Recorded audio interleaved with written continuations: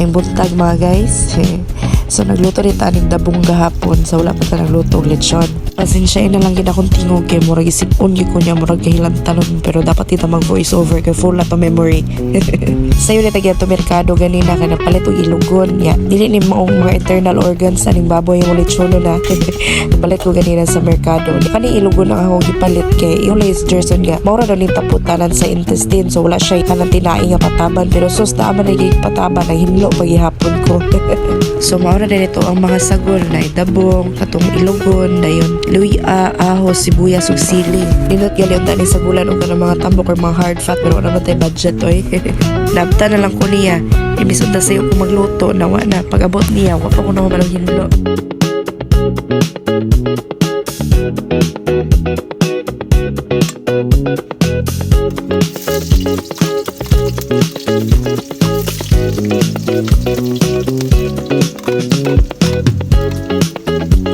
So mo to, imuhang painito ng kalha, nang mo oil, gisaw na dahil mo mga panakot. So sa una, dili yung ganahan na rin dabong baya. Kaya diba, kawayan ba siya or bamboo shoot. So alam ko, ka-awkward ba kay kaulo na rin kawayan.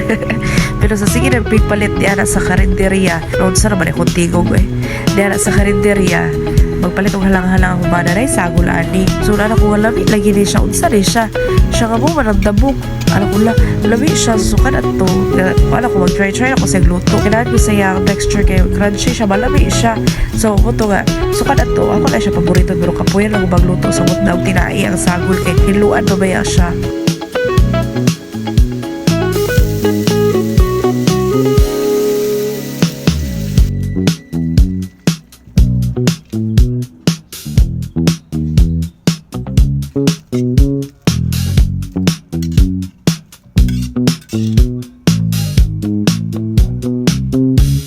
So following day na ni mga guys, no? Nabuntagan na ta. Actually 10 PM pa lang gabi.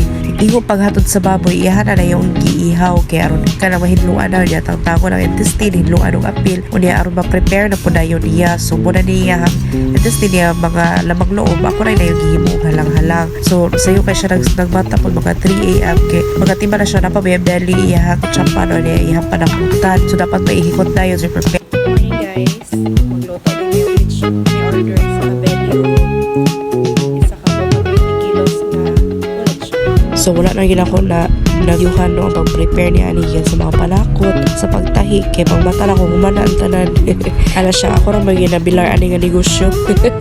Dugay kay siya matulog sa kay siya mabata. Oo po di ang hilig maglechon. So pero og dinaghan na nga order magkuha na bigtaw kung tabang saya, pero kanang kaya ra na mo kami lang magatiman. To na yan dam sa din nato ang baga painiton gyud og maayo ipabagay gyud ang tanan ayan sila ibutang kay tsara maguni magbutang ni mo init na kayo dali na siya mo crispy dili siya mo kubol. So siya ang nakatoka ng lechon, ako aning halang-halang. May dali ra mahuman kaya mo puli lapuan daan, so igon lang ko magisa. Kani pag lechon no dali ra gyud siya tan-awon, like dali ra kay gabayon na dali ra kay maglechon, pero pag ikaw lang yun ang mo hands on bitaw sa mut na baligya negosyo, ma-pressure gyud ka. Dapat panigamutan nimo nga crispy, dapat yo flawless no. Wala lang ko kabalo sa lechonan, pero sa mga kami panikamot mi sa quality sa mga lechon. So naluto na tong halang-halang no. Ato gibutangan og sabaw-sabaw or dili siya mag-dry, pero dili na to siya pilugpak ang sabaw niya.